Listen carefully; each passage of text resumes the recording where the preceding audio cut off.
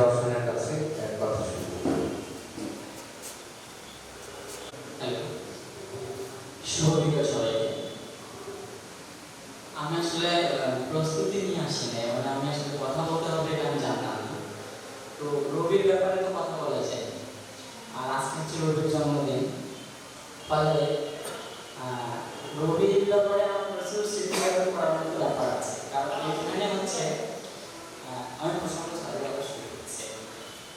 ব্যাপারটা হলো যে রবির সাথে যখন আমার দেখা হয়, ওইটা হয়েছিল 2013 বা 2014 সালে। তখন হচ্ছে সে পত্রিকা করতেছিল ওর এলাকা থেকে, আমি নাম ভুলে গেছি। তারপর যদিও রবি সহ আমরা যৌথভাবে ঠোঙ্কা বলে একটা ছোট কাগজ করতাম। ইভেন এই ঠোঙ্কা নিয়ে প্রচুর রাজনীতি হয়েছে এখানে। রবিকে হেনস্থা করা হয়েছে, তারপর এটা নিয়ে আমাদের অনেক কথা বলতে হয়েছে। অনেক মানুষজন হচ্ছে যে অনেকভাবে রবিকে দমানোর চেষ্টা করছে। আজকে এটা একটা আনন্দের ব্যাপার এই জন্যই যে এই রংপুরের টাউন হলেই হচ্ছে রবিকে অপমানিত করা হয়েছে। বিভিন্ন মানুষজন তাকে হেনস্থা করছে তার সাহিত্যের জন্য, তার সম্পাদনার জন্য, তার কথা বলার জন্য। তো এটা একটা চপেটার মতো আমি মনে করি যে এখন হচ্ছে আমরা টাউন হলেই বসে রবির জন্মদিন উদযাপন করতেছি একটা হল রুমে। এখানে অনেক শ্রদ্ধেয় মানুষজন আছে, ওনারা হয়তো রবির কবিতা নিয়ে ক্রিটিক্যাল আলাপ করবে। আমি যেটা বলবো যে হচ্ছে আমি হলাম রবির সবচেয়ে কঠোর সমালোচকদের মধ্যে একজন। মানে তার কবিতা নিয়ে আমার অপছন্দের জায়গা অনেক বেশি। এইগুলি তো আসলে এখানে বলা উচিত না। পার্সোনালি দেখা গেল যে ওর সাথে আমার ফেসবুকে এখন আমরা দুজনে আলাদা, মানে ফেসবুকেও আমরা নাই, মানে রবির সাথে আমার ফেসবুকেও কানেকশনটা নাই।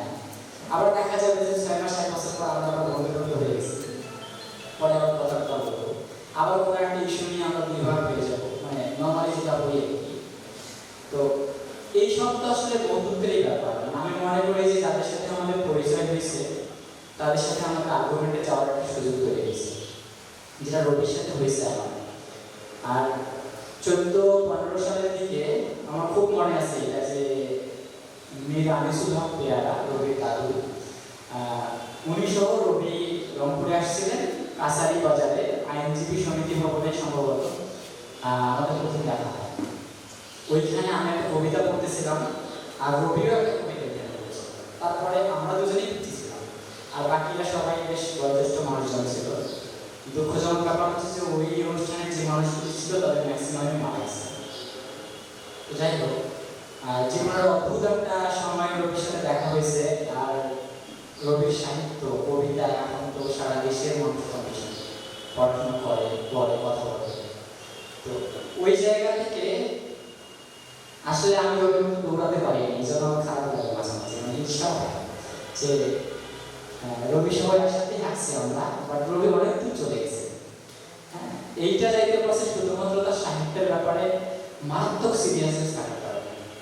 যেমন আমার বাসায় যখন রবি আসতো, তো রবি দেখা গেল যে আমি যদি মানে কি বলে ফাজলামি টাইপের আলাপ করতাম, আমি এখনো এটা করি। আর রবি হচ্ছে সিরিয়াস ছিল তারা। ইভেন অনেক মানুষের বই আমি চিন্তা না করতাম না, যেগুলি রবি আমাকে নিয়ে গেছে বিভিন্ন জায়গায়, আমি সেগুলি পড়ে পড়ে তার সাথে পড়ে আলাপ করা হয়েছে। ইভেন লাস্ট হচ্ছে যে সঞ্জীব পুরোহিতের একটা বই, যেটা হচ্ছে যে সে ঢাকা থেকে আমার জন্য নিয়ে আসছিল, আর ওইটা আমার পাশেই থেকে গেছে। পরে হচ্ছে তার দেখাতে তাকে আমি দিয়ে দিয়েছি। যাই হোক, আজকে রবির জন্মদিন, আবার বেশি না করি। রবিকে জন্মদিনের অনেক অনেক শুভেচ্ছা। আর